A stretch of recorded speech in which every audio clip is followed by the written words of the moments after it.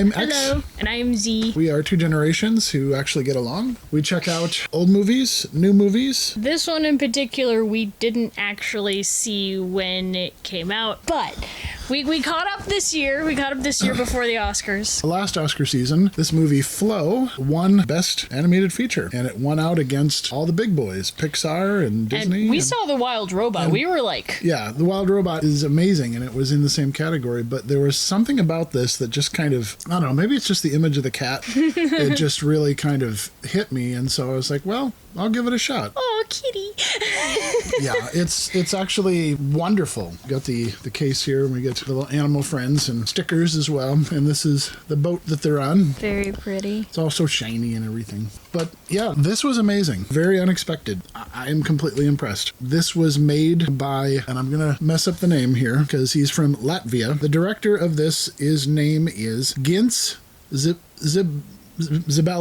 There we go. Gints Zibalidis. You looked it up just before this. I did. I don't know anything about him other than the making of stuff that I saw, but he is an incredibly gifted, artistic, and kind-hearted guy. I can just tell. The few videos that we saw of him, he was just the heartwarming introvert. There's not much that he actually says, just like the movie, actually. You'll have to excuse me, I'm a little under the weather, and I got a cough drop. Sorry. But he made some short films, and they were all with computer animation. They're sort of a precursor to the full movie Flow. Yeah, it's like culminating the idea. Yeah, the first one was sort of sketches with a cat that was very loosely drawn, but then there's elements of there that show up in this movie. Yeah. And then there was another one which had to do with a plane crash in an island, but it had all these spires on the island and choppy waters, and so he kind of took those ideas. That. Yeah. Yeah, but his thing is to make wordless movies. And it worked. It's just not something that you think would grab a hold of you, but it winds up being incredibly emotional. You're really invested. Like, you don't want anything to happen to this cat. And then when stuff does happen, you're freaking out a bit. Yeah, I felt really bad. We have a cat. Yes. His name is Phantom. Yes. He was watching with us tonight. So when I see a cat who is upset or in danger, I'm just like, oh no. It's just, oh no, baby. Just to give you the scope of this, he wanted to make the world be very immersive and very real. All the characters, he didn't mind if they weren't realistic as long as they were naturalistic, is what he was saying. Yeah. And so they all have sort of a low-res, sketchy quality to them, but you don't care because you're invested in the character. And he did indicate that each one was hand-animated. His previous short films he did all by himself, but this one he needed a lot more help. And after you sit through the nearly 2 minutes worth of production companies at the beginning of this movie, it goes to show how much dedication he had to, like, I'm going to make this. Yeah, I really don't know how to explain it other than it was almost a spiritual journey, because the cat starts out being very solitary and survival. As cats are, yeah. Then there's a flood. Crazy events happen, but they don't feel contrived, really. They just feel, well, it's part of the flow. Yeah, you're just experiencing it with the creatures there, and like you're seeing it from their perspective. That's another thing that I really liked. The little detail that they made everything from the animal's perspective. When you're in the boat, you're sitting in the boat from the animal's eye level. Everything's so big, everything's towering, everything's out of their control. They can only do so much. You care a lot about these animals. Yeah, you're embedded with them. It feels like you're one of them. I know that sounds strange, but that's one of the best storytelling exercises I've ever seen in my life. You're introduced to the cat's environment, this house that he's sleeping in. The owner's not there, and they've got all of these little cat figurines around the house. And so when he runs off and then this flood happens, he comes back and you're just like, oh, okay, safe, familiar territory. I know this place. But then, no, the flood keeps coming. Yeah. And he's got to go. And all of a sudden, you're leaving that too, because that was your comfort. You had some familiarity with the visual cues, and all of a sudden, that is taken away from you. Yeah. Another thing was that the cat looks up and there is a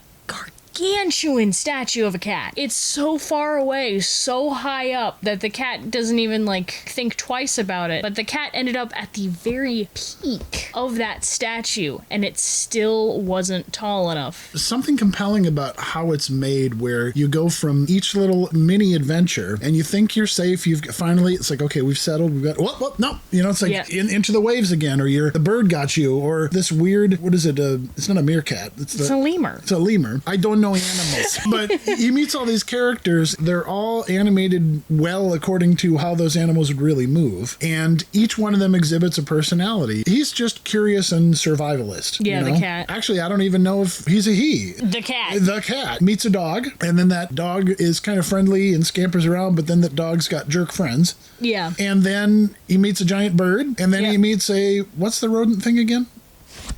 What? It's a capybara. Nobody knows this stuff. Everyone knows this. No one knows There's this. a song about it. Where? When? How? What? You know, I'm going to show you right now. Capybara, capybara, capybara, capybara, capybara, capybara, capybara, capybara, capybara, capybara, What? capybara, capybara, capybara, capybara, capybara. 9.4 million views. Oh my lord. All right, it's a very energetic song. The movie's actually kind of laid back. Yeah. It's got a vibe.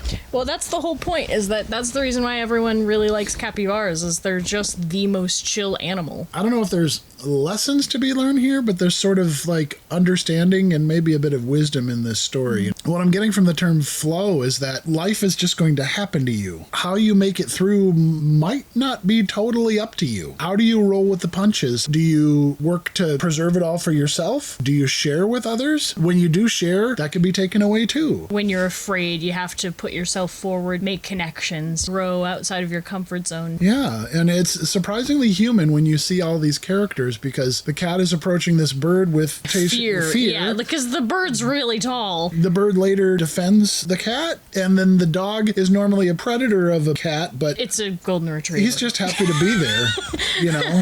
And the lemur is selfish, grabby, want to keep all my stuff to myself kind of character, Yeah. which is a very human trait. I'm not really sure where the bird is at exactly, but I could be completely wrong about this because everything is up to interpretation in a wordless movie. Yeah. But I think that the bird was the main one going on a spiritual journey rather than the cat. The cat was just kind of... oh, that's right, because of the mountaintop experience. Yeah. I think the bird was wanting to get there, wanting to sacrifice itself to allow the floodwaters to go away. That's interesting. Oh, that's curious. Wow. Because if you think about it, the bird pretty much was always doing things selflessly. It gave the cat some fish. The entire time, the bird was guiding the boat during their journey Oh, yeah. where they needed to go. Another reason why I think that is that the bird was having a moment with the cat before going up and noticed when the cat was going up that the bird immediately pushed and went up further, not allowing the Far cat beyond, to... yeah. Yeah, not allowing the cat to follow. I don't know, maybe this means absolutely nothing, but I thought it had some meaning, was that when the cat was offering the other animals the fish that the cat gave the bird was red. I don't know. I thought that was an indication that something between them was going to go wrong. And the intuition of this director is just amazing. Yes, they did have a script, but he kind of explored through the CG landscape where he could best tell his story and just land that camera right. And the way he would reveal characters was just a masterclass. We're centering on the cat, then he meets these dogs, the dogs chase him, the cat runs out of the frame, and then there's a bunny left, and then we're following the bunny, but then we go back and then we see the cat's point of view as they're all leaving. He's just reacting to everything, and it's kind of hard to explain, but the setups and payoffs are so organic that you don't really feel like it's a setup and payoff. You just feel like, well, it's a natural flow. Like, this is what would how happen. it's going. And you were noticing something that I didn't really key in on, was the times that the cat is seeing his reflection. Yes, actually, I thought that was so cool. Is at the very beginning of the movie, the cat is looking at itself in the water, and it's all ripply. It happened again at the summit. Yeah. When it's all ripply, there's no other animals nearby. At the beginning, it's because the cat just started its journey. The time when it was at the summit, the bird just passed away. The third time, at the very end, the cat was looking into the water again after the whale was dying. The cat was feeling alone again. The rippling of the water was there until the other animals went around the cat and the water stilled. And that was just It was like his found family. literal stability. For a movie about animals, it's communicating emotional truths and the human condition far more through actions and characters than any dialogue ever could. And you can see yourself in it, you can see others in it. You're bringing you into this. That's why you're invested, because you're deciding what character you're going to attach to or identify with. Yeah. And it's surprisingly engaging.